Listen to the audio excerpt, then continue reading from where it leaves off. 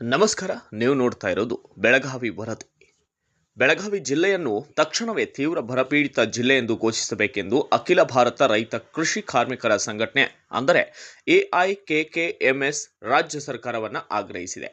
ಮುಖ್ಯಮಂತ್ರಿಗಳಿಗೆ ಜಿಲ್ಲಾಧಿಕಾರಿಗಳ ಮೂಲಕ ಸಲ್ಲಿಸಿರುವ ಈ ಮನವಿಯಲ್ಲಿ ಈ ವರ್ಷ ಬೆಳಗಾವಿ ಜಿಲ್ಲೆಯಲ್ಲಿ ವಾಡಿಕೆಗಿಂತ ತೀವ್ರ ಮಳೆ ಕೊರತೆಯಾಗಿದ್ದು ಜಿಲ್ಲೆಯಾದ್ಯಂತ ಬರದ ಪರಿಸ್ಥಿತಿ ನಿರ್ಮಾಣವಾಗಿದೆ ಎಂದು ತಿಳಿಸಲಾಗಿದೆ.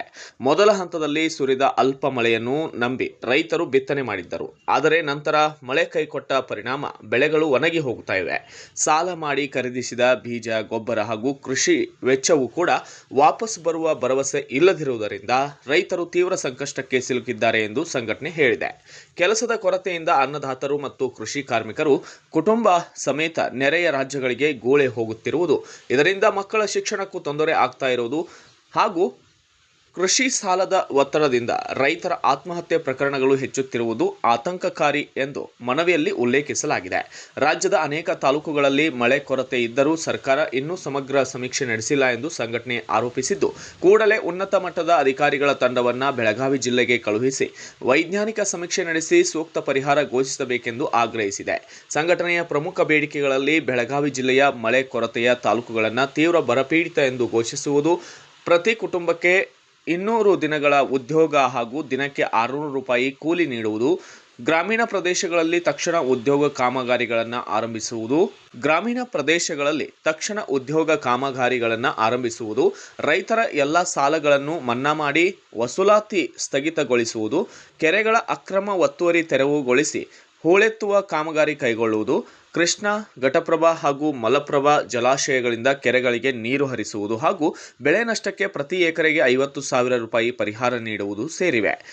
ರಾಜ್ಯ ಉಪಾಧ್ಯಕ್ಷ ಲಕ್ಷ್ಮಣ ಜಡಗನ್ನವರ್ ಹಾಗೂ ಜಿಲ್ಲಾ ಸಂಚಾಲಕರಾದ ಲಕ್ಕಪ್ಪ ಬೆಜ್ಜನ್ನವರ್ ಅವರ ನೇತೃತ್ವದಲ್ಲಿ ಈ ಮನವಿಯನ್ನು ಸಲ್ಲಿಸಲಾಗಿದೆ. ಇಂತಹ ಇನ್ನಷ್ಟು ನಿಖರ ಮತ್ತು ವಿಶ್ವಾಸಾರ್ಹ ಸುದ್ದಿಗಳಿಗಾಗಿ ಬೆಳಗಾವಿ ವರದಿ ಯೂಟ್ಯೂಬ್ ಚಾನಲನ್ನು ಈಗಲೇ ಸಬ್ಸ್ಕ್ರೈಬ್ ಮಾಡಿ, ವಿಡಿಯೋವನ್ನು ಲೈಕ್ ಮಾಡಿ, ನಿಮ್ಮ ಅಭಿಪ್ರಾಯವನ್ನು ಕಾಮೆಂಟ್ ಮೂಲಕ ತಿಳಿಸಿ.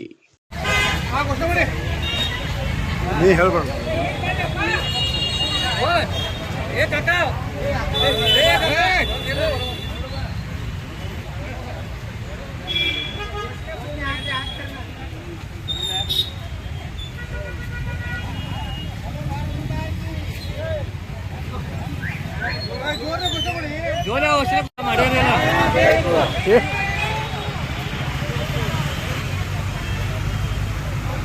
ಏನು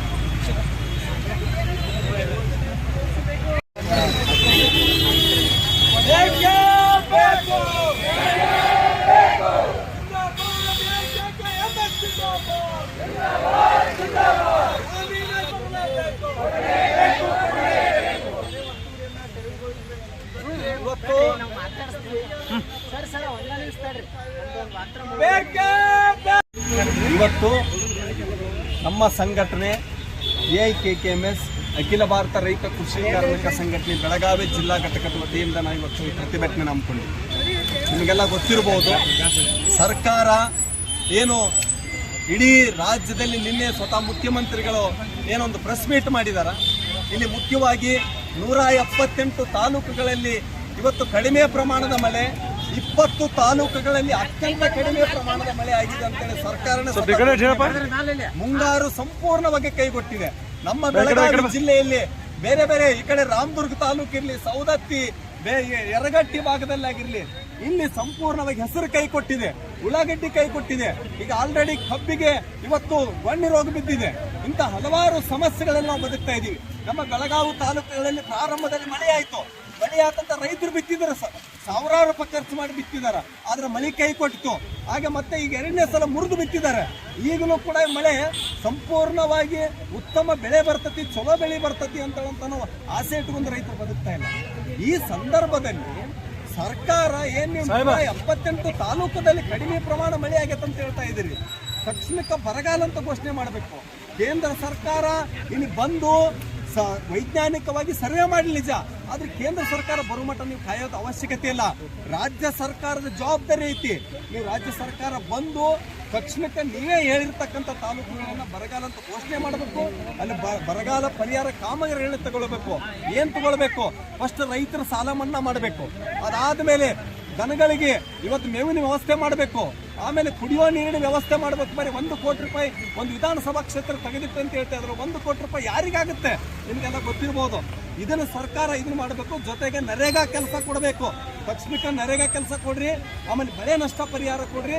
ಸಂಪೂರ್ಣ ಸಾಲ ಮನ್ನಾ ಮಾಡ್ರಿ ಅಂತೇಳಿ ಯಾವುದೇ ಕಾಲಕ್ಕೂ ಗ್ರಾಮೀಣ ಜನಗಳು ಗುಳೆ ಹೋಗೋದನ್ನು ತಪ್ಪಿಸಬೇಕು ಅಂತ ನಾವು ಆಗ್ರಹಿಸಿ ಇವತ್ತು ನಮ್ಮ AIKKMS ಸಂಘಟನೆಯಿಂದ ನಾವು ಹೋರಾಟ ಮಾಡ್ತಾ ಇದ್ದೀವಿ. ಸರ್ಕಾರ ಎಚ್ಚೆತ್ತುಕೊಳ್ಬೇಕಂತ ಈ ಸಂದರ್ಭದಲ್ಲಿ ಆಗ್ರಹಿಸ್ತಾರೆ.